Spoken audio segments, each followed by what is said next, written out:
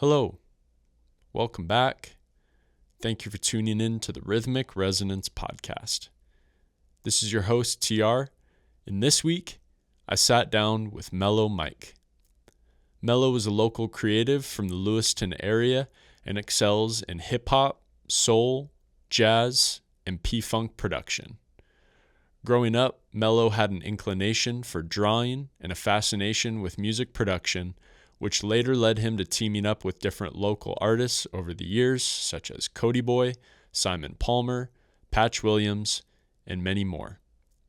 Later, Mellow learned to hone his skills as a DJ, producer, and idea machine, which helped him co-create Mountain Muzik, an independent hip-hop collective focused on a respect for creative expression and the arts through music. But before I say too much, here's Mellow Mike on the Rhythmic Resonance Podcast, Episode 24, at Area 41 Collective. You have to understand how things are up here.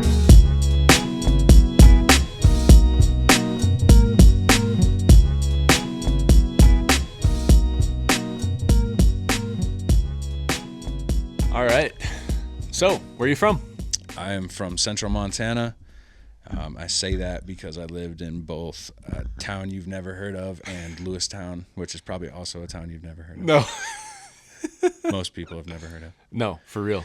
For real. Yeah, small town. Yeah. What was it kind of like? What was a day in the life for you? You're operating purely off boredom. Yeah. There's not a lot to do. What everybody does. I mean, you ride bikes to your friend's house. Yeah. Play some video games. Shoot hoops outside at the park.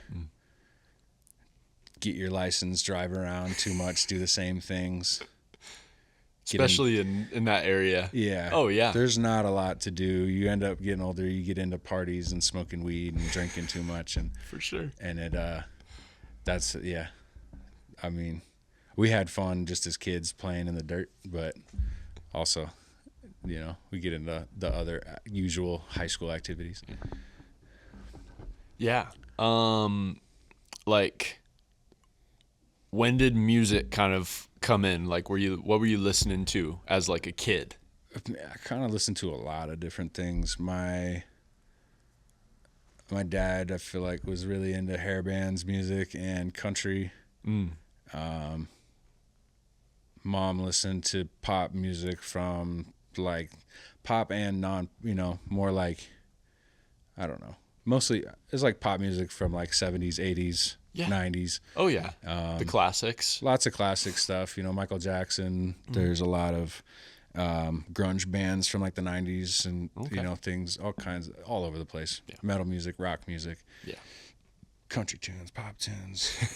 My mom had Eminem on iTunes, and let's see, I had like cassette tapes that were, ones that she had that I would listen to. So it's like, Yeah.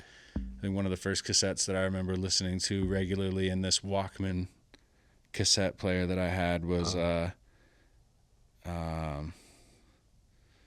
Young MC's like Bust a Move. Oh, I can't remember the name of that project off the top of my head. It's like Cold Stone Rhymin' or something. It's slipping. Hold on. Yeah. I No, think look that's it up. right.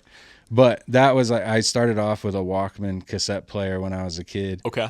And then you get like the CD, you upgrade to the CD Walkman where like it says it's anti-skip, but like I rode a bus on a gravel road. CDs are the worst invention ever. If you live out in the middle of nowhere in the country, I don't care if you have what CD player you have in your vehicle. Even like the tiniest scratch will like ruin everything. You'll be skipping and like your CD will be fine, but then one day you're like, oh, I just scratched the fuck out of this CD because it skips so many times, and now it's like permanently skipping in that spot forever, even if I don't bump it. Yep. And I just hated it, dude. I wish cassettes never really died, but also progression. Yeah, sign of the times, I guess. Sign of the times. It was rough. Then came LimeWire. Yes. Yeah. And iTunes and all that. So it was like, I guess iTunes came first, but Yeah, like almost like the death of like the physical record Yeah. in a way. Yeah. Record vinyl sales were probably at an all-time low. Had to be. I'm pretty sure there were probably still some people releasing records, but yeah, for the most part, I just like started off with a cassette player, moved up to CD player, had an iPod once, fucked up and jumped into a pool with it in my pocket. No, the death of the iPod. Never got an iPod again. Was it a touch or was it like a nano? It was like a nano. Yeah. It was like kind of one of those iPod nanos. Yeah. I felt so bad about that too.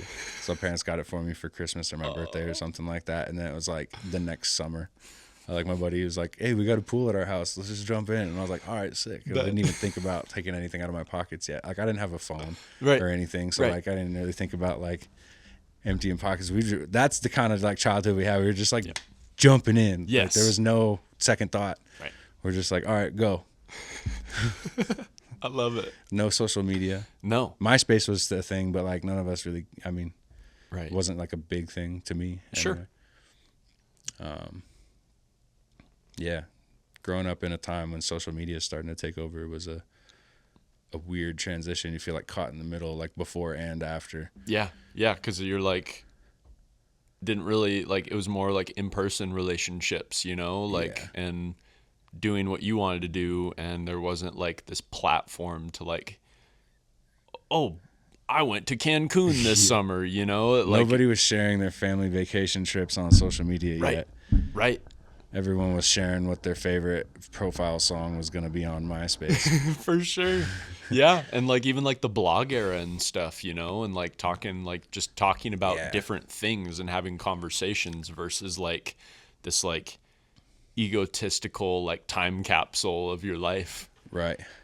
Dude, there was definitely a time in my life. So after I had transitioned out of like CDs, I would hang out with friends in Lewistown, and we would just search for music all the time. So like the blogs were huge for us because they would just show you like what's the newest songs that these artists are putting out. You start getting introduced to people like Mac Miller and Wiz Khalifa early on. You get the Lil Wayne mixtapes. Like I feel like I was really getting into music towards like the end of the mixtape era. Okay. Like people were still doing mixtape actively, but I feel like being out here in Montana, you don't realize the full like scope of what's going on in that industry at all. You're just like, oh yeah, all these people are putting out music, but you don't really like know anything about. Nobody cares about the business side of this. Right. So like nobody realized that like DJ Drama and his people get raided because of the mixtapes they were putting out, and it like killed the mixtape idea almost. Yeah. Single-handedly. Maybe not that serious, but it was pretty big. No, for sure. Yeah. And just like, it was just kind of like a battleground of like releasing music, like so many things. But yeah, so there was all kinds of, a lot of transitions that I remember from a kid, just like cassettes, CDs, fucking iTunes, iPod. Natural progression of like where it's gotten to now, Yeah. Which we have our own thoughts about where it's at now, but we'll get to that later. Yeah. That's a whole thing. So what would you say you were kind of drawn to aside from like parental influence of music? Like what did you kind of find on your own in your early years that you were drawn to or listening to? I think early on we did catch on to like Mac and Joey and oh man, shit, even Drake early on. For sure. When he was starting to put stuff out, like, I mean, I didn't ever watch Degrassi or none of that shit that like he was on, but like I only knew Drake as like an artist. So like when I found out he was Wheelchair Jimmy, I was like, oh shit, well that's cool I guess, but listen to him rhyme though. But no, I'm not even the biggest Drake fan anymore. It kind of phased out. Oh yeah. But yeah, it was just, I think there were definitely a lot of artists that I was like listening to that I was just like not consciously aware of what I was listening necessarily. No, 100%. Like I knew I liked it. Yes. Hip hop music in video games was huge for me. Yes. that was where I got most of my music outside of like my parents showing me music and other friends showing me music. The way that everyone found music was through video games like Grand Theft Auto or NBA Street yes. Volume 2 was, and then I didn't even realize until like more recently that Bobbito from Stretch and Bobbito's radio show in New York was the announcer in NBA Street Volume 2. No way. Yeah. So that was a cool, like, I was like, oh yeah. I was like, I knew that voice sounded familiar to me. Yeah. But I just didn't know where I'd heard it from. And so then you so think, crazy. you reminisce on like the old games you used to play and realize who was a part of that. Yeah. Especially for like Grand Theft Auto, they put a lot of effort into making sure that those playlists that they had on that game was like iconic. And so they, no matter what genre of music you were into, there was something on that for you to listen to as far as a station. Yeah. So that put a lot in my head too, of like older songs, newer songs, whatever it was, you know, outlaw country or 90s gangster rap. Oh, dude, you know what I mean? All of it was on there. I mean, I remember like hearing for the first time, like They Reminisce Over You, like a ton of Wu-Tang stuff. Like even like Space Jam, you know, like in the early or the late 90s when, it was like when 90s. that came out. I think it was 96 or 95. Yeah, it's like they got a lot of Wu-Tang on there, Busta Rhymes, on that soundtrack, and it's just like it's just what we grew up like watching, listening to, like, and we didn't like consciously realize like, oh, this is Busta Rhymes, like he's a dope rapper. It's like, no, this is the Space Jam soundtrack with like Michael Jordan and the Monstars. Michael Jordan's voice is not on that project. Oh no, it is. It is. It is. Really? I think it's on like the Bugs Bunny and Daffy Duck song at like the very last end credit record. Crazy. I haven't listened to that in forever. Chris Rock was on there. Barry White, Basketball Jones. Yeah, that was a good one. I like. Hey, I want some chicken. Put my basketball under my pillow. Yeah, there was all kinds of stuff. I feel like it's impossible not to be subjected to certain, like, if you were into basketball, you have heard a lot of rap music at some point in your life because it's just like sports and hip hop music go together. I remember in some basketball games I'd heard Gnarls Barkley for the first time, which is CeeLo Green, and is it Danger Mouse? That's the other half of. I think so. Gnarls Barkley, yeah. Gnarls Barkley. I swear. Let me see. It is Danger Mouse. Yeah, I was gonna say it feels right. Yeah. So I heard The Odd Couple was like one of the first CDs I had. Even though I think Saint Elsewhere was the one that was the most popular with Crazy. Okay. Boom, boom, boom. I remember when. You know what I mean? Yeah. So it was like I heard that, but I didn't know who they were. Right. I didn't know that he was in Goody Mob before that. Oh, CeeLo crazy. Green, you know what I mean? Oh yeah. He was like in Goody Mob. I didn't realize. There's just so many things when you're a kid that you're just not aware of yet until you get older and start paying attention, if that's what you want to pay attention to. Right. I gravitated towards music. I'd like sit in the hallways during lunchtime and just like have headphones in and just be like listening to shit all the time. Yeah. On the bus rides to sports events, I was always listening to music. Car rides, I always wanted to just be in my own world and just like listen to things that I wanted to listen to. So yeah, at some point after high school, I started collecting records, and that just kind of expanded broadened my horizons a little bit with the music and getting into more funk and soul music and jazz, and especially living with other people who were into that, like Patch and Symon. Yep. That helped a lot, and just they introduced me to a lot of music that I didn't realize that I'd already been listening to. So like even like Dilated Peoples. Yep. With Evidence, before Evidence was a solo artist and he was with them, there's so many tracks that I'd heard in video games that they had from the early 2000s that like I didn't realize who they were yet. Right. And then to just be fans of them later and realize I've been listening to them for years and didn't even wasn't paying attention is kind of a cool roundabout thing to realize. Yeah, it's like your brain like you're attracted to this thing and you don't even like know You've just why. been gravitating towards it for years, and then later you come back and you're like, for some reason this seems familiar, or like there's some part of this that like I have a tie to. It's like deja vu. Yeah. Start to, like, I'm rediscovering music, and so it is fun to like think about, what were the soundtracks of the video games that I was playing, because there's probably songs on those soundtracks I don't even remember were there. Right. And I heard all the time, and then that's like, boom, there's a little memory that just appeared in your, your neural pathways. You haven't thought about that in years. Too much weed.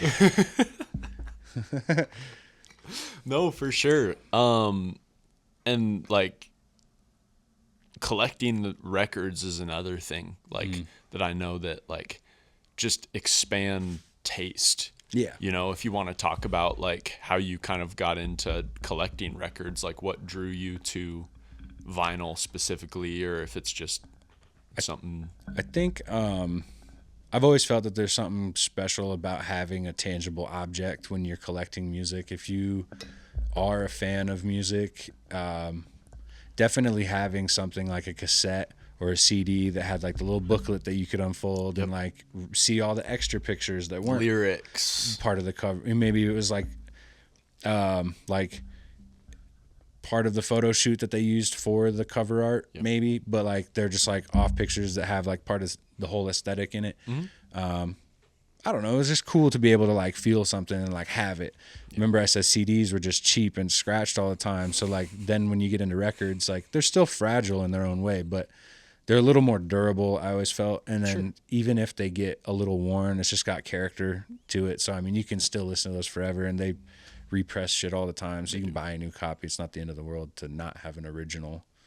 But just, I don't know. There's so many things with collecting a record that, you're looking for cover art. Maybe you already have an artist that you want to listen to, so you're looking for that artist, and you find an album you didn't even know that they had. I'm sure that's a little tough to do now with everything at our fingertips on the phones, because you can just look up and listen to everybody's discography, like, which is actually kind of fun. I listened to all of People Under the Stairs albums like consistently throughout this last year. They were my number one artist. Hey. Underground shit. I went on a stint where I listened to them for like probably like a week or 2 weeks straight, like all day long. Just one album. You just like take it in, and then you're like, oh, that was great. Now let's listen to the next album. Yep.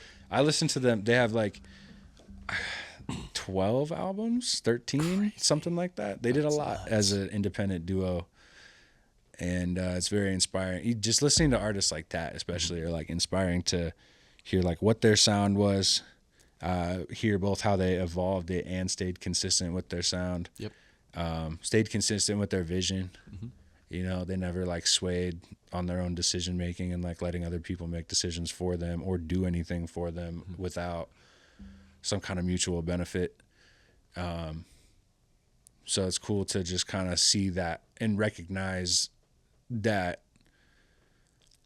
blueprint that might not be obvious. Right. You know what I mean? If you're in the same general headspace and like want that same thing, I don't want to be super famous. I don't want to blow up. I don't want to be in everybody's face on social media necessarily. I don't want to do that. I just want to make music and be happy with what I'm putting out.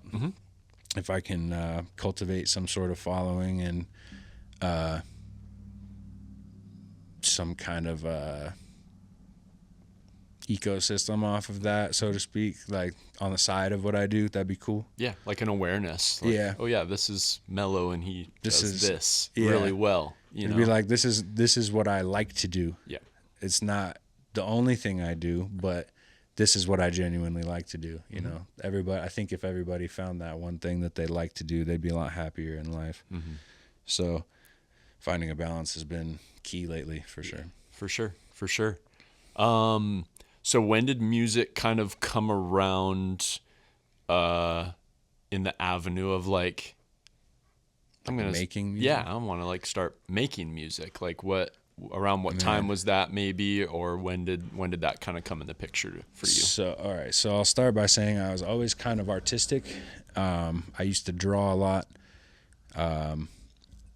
And I would kind of explore that in different. Art class was one of my favorites because we would just try all kinds of things. You know, you do charcoal drawings, pencil drawings, you do paintings, sculpting, all that kind of stuff was fun.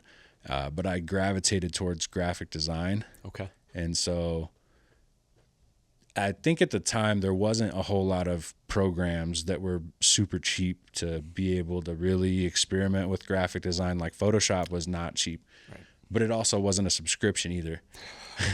Like so I wish now. I wish it wasn't a subscription anymore, but it was like, I would say around like $300 for a license for a Photoshop.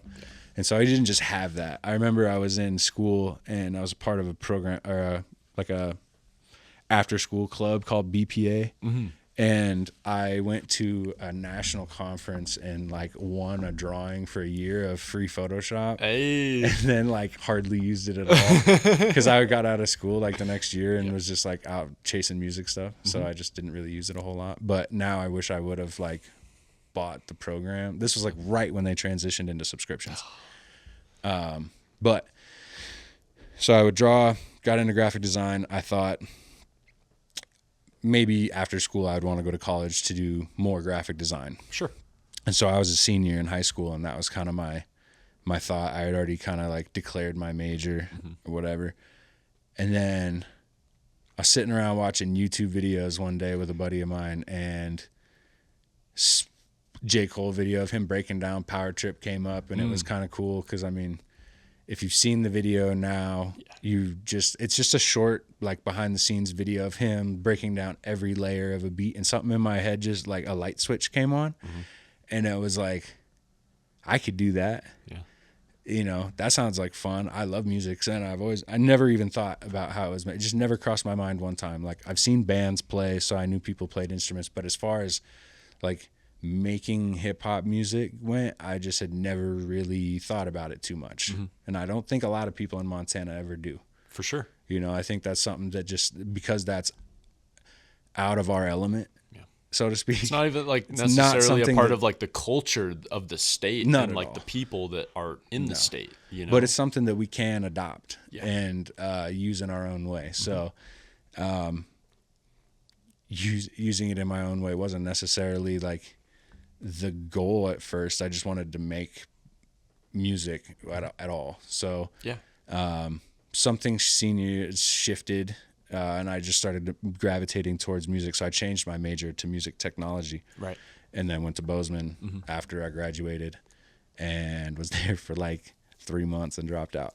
For sure, because I realized that I just didn't need to go in debt all this money to learn how to make music. Because you have YouTube and I started hanging out with Patch, and while that was an awkward transition, because I'm not good at making friends. I am an awkward person in real life. I talk too much, or I don't talk at all. I'm not good at introducing myself to people. But I knew what I wanted to get into it. I knew these guys are doing it. I'm gonna go hang out with them, get into that, and it just kind of blossomed into like full relationship, like friends and shit. So I was like hanging out at their house every day after class until I just wasn't going to class anymore. And because they're in the studio at their house, like working on tunes all the time just for fun. You know what I mean? Like Patch has always been doing things just because he genuinely wants to do it. And then there were so many other people in that house creating music at the same time. Like Symon was starting Still Gone. Oh yeah, with his band, you know, the band thing, and now to see where that's at these days is fantastic. Super cool. I love hearing all the different iterations of the band and how it's progressed over the years. I think it's definitely like been lately at its best. Yeah, you know what I mean. I'm excited for them to release their new album, A La Mode. I'm very excited. Yeah, there was a lot of talent in that house, and it was inspiring, and I feel very like blessed, I guess. I'm not a religious person, but I feel very blessed to have fallen into that group of people. Yeah. So, yeah, it just graphic design, and now graphic design is like a part of what I do with everything. So like creating my own production company with Cody Boy, who I DJ'd for a while.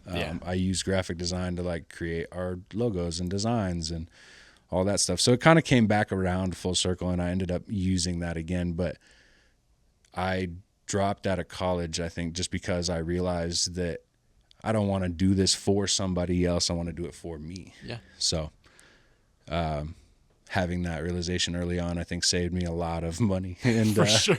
saved me a lot of time. So I just like jump into the workforce, and I'm like, cool, on the side when I'm not working, I can do this. Yep. You know? Yeah. This will be what I live for, essentially, because I'm like, what else do I do? Right. Or just everybody's deciding what they want to do on a daily basis. Yeah. So I know that you weren't always a producer. You had a brief stint where you were I was writing and rapping and stuff. And then what kind of changed where you were like, I'm going to get more into production? Like that became a big focus for you. So I just like, I don't know. It was like cool. I mean, there was a lot of rappers around and writers, and it was cool because I was like inspired by people talking about their things that they had going on. But I realized early on when I was writing that I wasn't ready to be that honest with myself. Sure. And I don't like being the center of attention like that. Yeah. So it was very nerve-wracking. Like I remember writing, and I did get on stage once or twice, but I just would like black out. Yeah. Because I was just disassociate completely with it, because it's just not something that I genuinely liked. It's like the idea of writing and coming up with rhyme schemes and wordplay was really cool, but the idea of performing was fucking terrifying. Yeah, for sure. And so so it was kind of funny because like I started doing that when I met Patch and everybody else. I would like start to kind of write because I didn't have my own equipment or anything, and I was nervous to like touch and fuck something up on somebody's equipment. So I was like nervous at first to get into like really playing with other people's gear. Yeah. But once I bought a sampler, I had the Machine MK2 for a while, and that was short-lived, but I got an Ableton Push, and that's kind of what really set it off for me, was using that push a lot to chop samples and make beats. And once I started doing that, it was like I completely tossed aside writing altogether. I was like, this is what I want to do. Yep. This feels way more my avenue. Mm-hmm. And I think Symon said something to me one day about how good it feels to make a cool beat and then let somebody else that's dope add to it and kill it. Is way more of like there's way more like self-gratification in that, because you're like, we created something dope together. Yep. It's not just me trying to sound cool over my own beat or anything. It's a collaborative effort. It's more cool because it's not just me. Yeah. And so I think too, that's why the band thing works really well, is because it's people like bands so much and being in a band, because it's a team effort instead of just you. When it's you as a single artist, I think it's a lot more to deal with, you know. So transitioning from writing into producing, I will say for sure was the right move. Yeah, for sure. Yeah, it just feels better. Yeah. Feels more natural. I enjoy it more. I'm more comfortable with it. Yeah. DJing kind of came into that a little bit too. I think maybe before I can't remember. I think maybe along the lines of starting to learn how to make beats, I got turntables and started kind of messing with that. I didn't really get too deep into just using vinyl because Serato was so big at the time. Yep. I learned from Mike Buggin's DJ, Dino, DJ Exodus. Yep.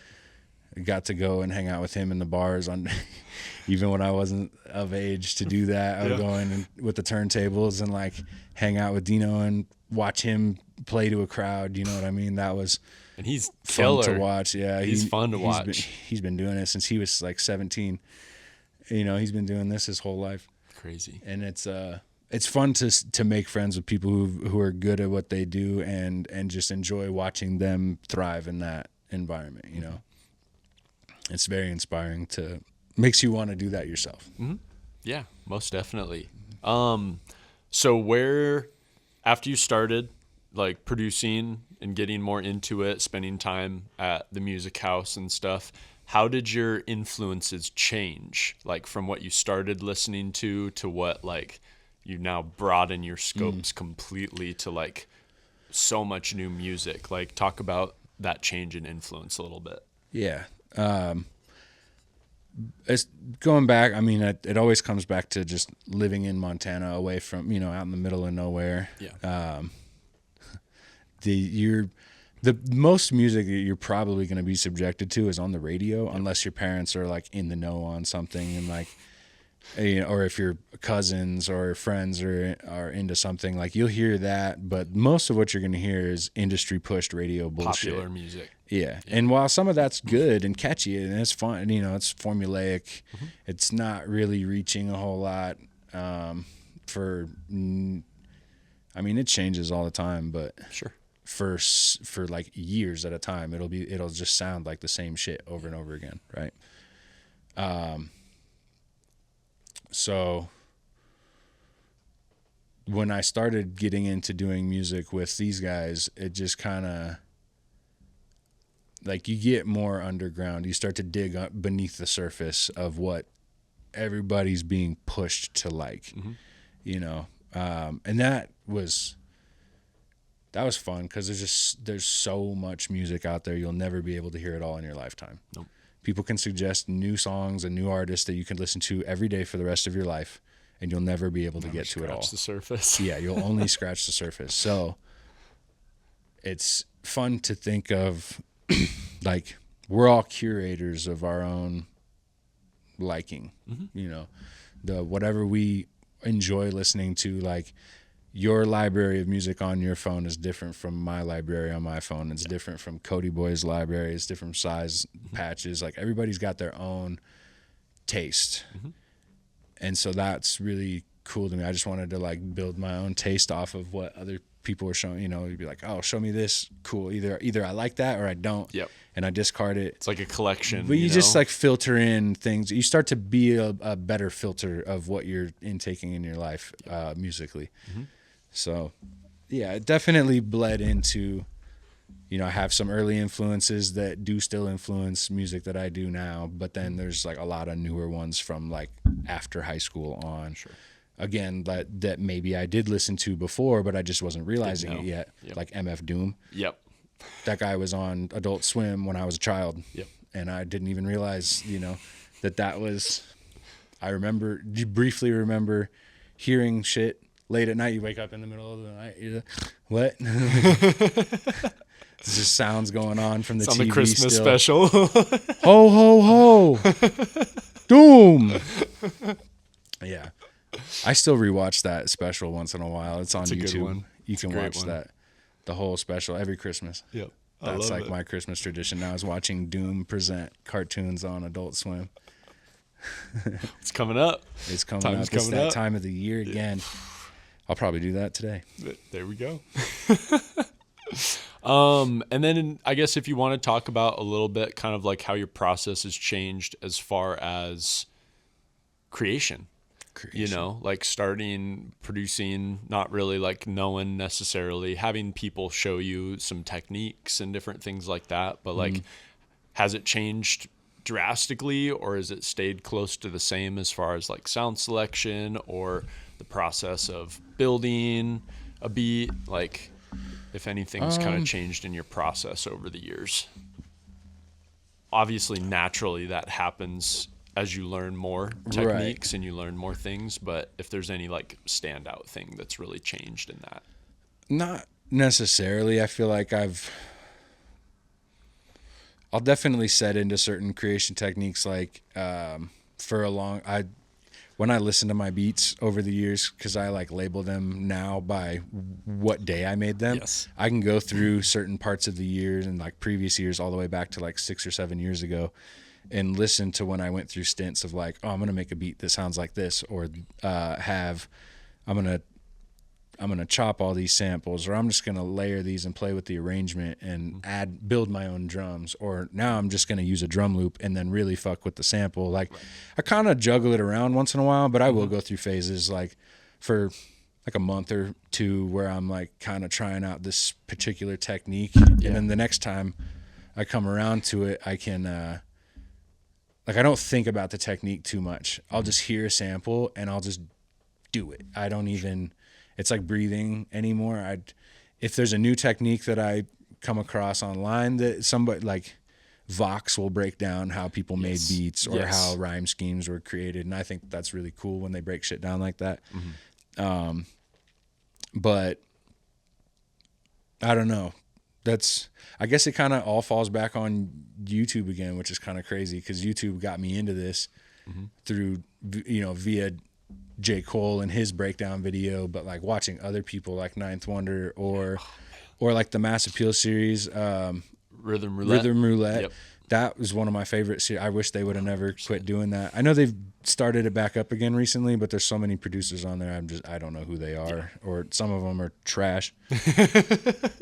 But then you have Ninth Wonder pull up and make like six beats in an hour. On one video is insane. And they're all fire. Yeah. But yeah, I don't know. It just like YouTube is like this highway of learning now that it's like it's either going to be a bunch of bullshit on there or you're going to learn some shit. Yeah. And there's really everything in between. You can use it as a tool. Yeah. Mostly. I think that's the thing that most people struggle with nowadays is like between social media and all of the things that we have at our fingertips. Yep. They struggle to just use it as a tool to enhance your life, not be your life.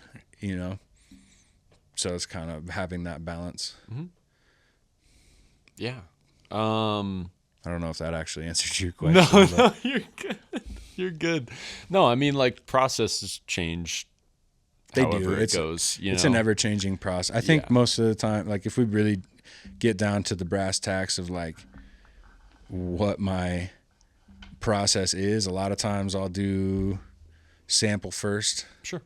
Sometimes I'll do drums first if I'm feeling a specific drum pattern for that, particular moment. Yeah. But I like to switch it up once in a while. I don't really have anything special I do. No, most definitely. And I think that you get to different end goals, or you get to different destinations when you switch the process up, Right. Like you can go further, you can not go as far. Like I mean, we know as like producers, it's like goes any direction. You'll have days where you're like, oh, I want to try this out, and then the other day, most of the time, you're just not really aware or thinking of it. You're just doing it. Yeah. So it's just a part of it. Yeah. Yeah. Has there been like, I don't know, maybe like a memory or two over the years that like really still you hold close, whether that's like funny moments or time spent with friends, or like just like a big moment in like your process of being involved in music? Man.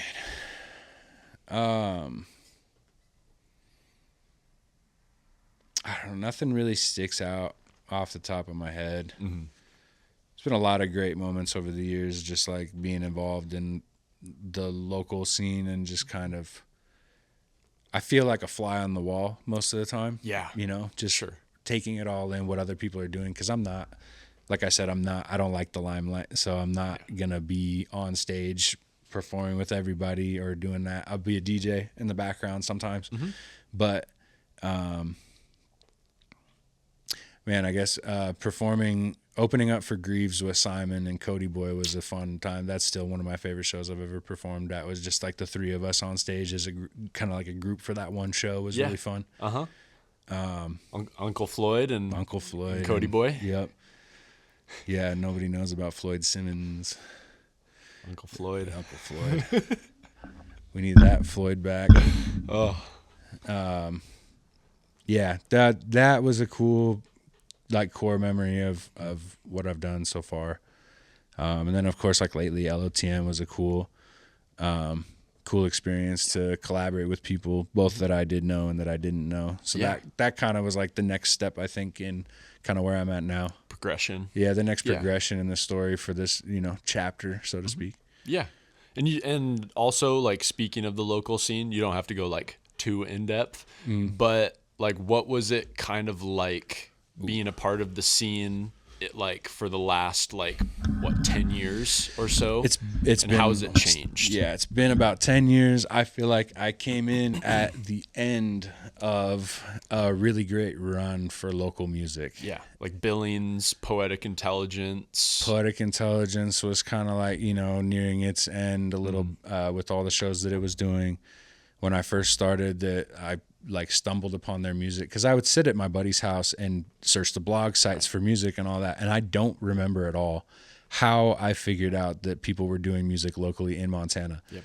But I found Mike Bogan, led me to Poetic Intelligence, led me to the people that I hang out with and make music with now, and like led me to all this other shit, and now I'm here. Yeah. But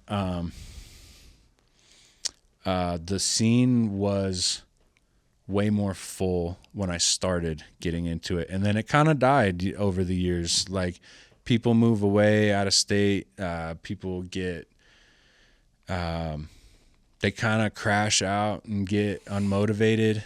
They stop doing music altogether, Switch it up. They go do something different. They quit, they change their sound, their style, they change their name, they do all these changes, and I think that's a natural part of the evolution of an artist, is to you're constantly changing and reinventing yourself. But there was definitely a long portion of time cut. There was a large portion of time where the scene was like, in my opinion, for what I wanted to see, was at a complete standstill. And there was like nobody doing the type of music or shows that I wanted to see locally. So you just stop going. Right.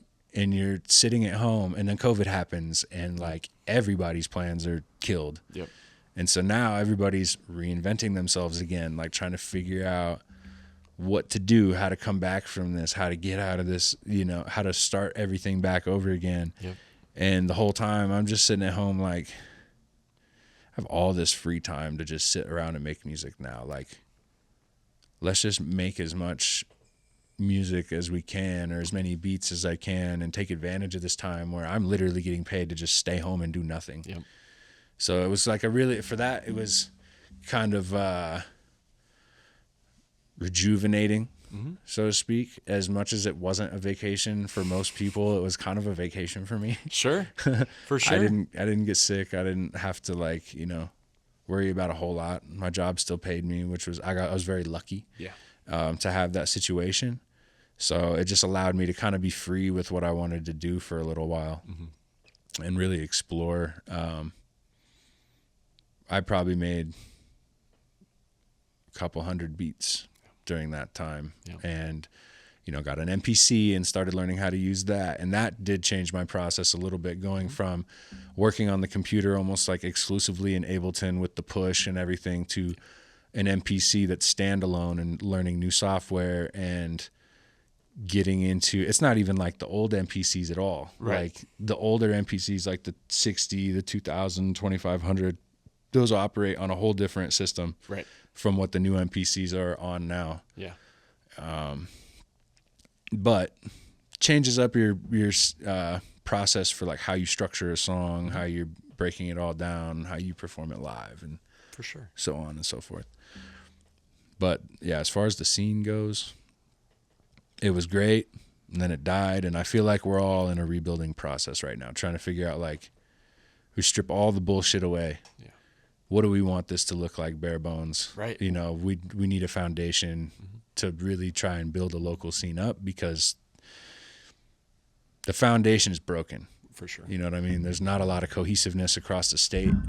Lots of people disagreeing on what they think it should look like. Everybody's got their own opinions. Yeah. So again, I guess to wrap it back around to LOT, and it's cool to like see somebody want to try to create more cohesiveness in the community. Yeah. And I'm glad that I could be a part of that. Yeah, most definitely. Most definitely. Yeah, I think that, like, as you said, we're in that rebuilding stage where, like, we really have the chance to build it in a strong manner. Yeah. And sometimes, like, I think about this all the time, but, like, we don't have to think about it too hard. you know, like No. I think a big part of it is just doing it and doing it because we love it, because like that's what created, you know, like you think about Codependence, you think about like Hemingway and the Organics, and like a lot of that stuff, it wasn't super contrived and thought out. It was just people coming together, making music together, and then they created something that was really dope and that was like very attractive to a lot of people. So it's like we can't overthink it, but we have to be proactive in the way that we like take the stage, if you will, you know? Yeah. So to kind of, I guess, get some closing thoughts from you just about maybe perspective that you have, or encouragement that you would like to pass on over the years of being a part of music and the scene, and just like what you've learned, anything that's on your heart to talk about. I think it's good to remember that we are not one thing. I early on obsessed over doing music and trying to make that be the only thing that I did. That it starts to drive you crazy a little bit, because there's no infrastructure here, there's no anything here, so like the chances of that happening are so fucking slim. That you have to remember that like I have other parts of my life that I also am responsible for. I have to tend to. I have to, you know, be a member of a family. I have to be a good coworker at my jobs. I have to do all these other things. You know, there's other things that can't be the sole focus and neglect other areas of your life. So you got to have balance. And I'm learning that as I go along. So like, I think that's crucial though in doing music, especially in Montana, realizing that while this might be something that you want to do full time, you're going to have to be multiple things at once in order to even attempt to make that happen. So you can't neglect other areas of your life. That's my advice to artists. Be about it, but also make sure you got your shit together too. For sure. You know? Yeah. And I think that, like, as you said, like the infrastructure is being built. Right. You know, so it's figuring out like how to not get wrapped up in the hype too much. Exactly. But staying true to like kind of how you mentioned, like, People Under the Stairs, where like they didn't compromise on what they were passionate about, right? But they made decisions based on like a solid mutual benefit. Even like when it comes to collaboration and like your discernment with that, and like people that you want to work with, you know, or it just doesn't fit, you know, but it's like staying true to like what you want, you know, and be about it. Yeah, be about it. Be open. Be open to change. Be open to other points of view. But yeah, ultimately find that balance of doing this and taking responsibility in other aspects of your life too. Yeah, because it's just, I think you're better off all around rather than if you just aimlessly obsess over one thing. It is cool to want to do music and do this often, but even Conductor Willams was an actual conductor before he started being popular for making beats. So, you know, there's something in that just keep going, do your thing, do what you like to do.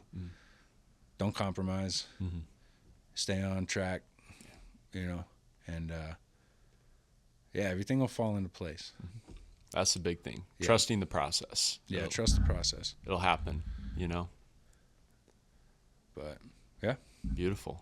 Well, I appreciate you hopping on, man. Thanks for having me. Chatting and just talking about life. I feel like wanted to do it for a minute, and then, you know, it's finally like the right time. So, yeah, I appreciate you, man. Hell yeah.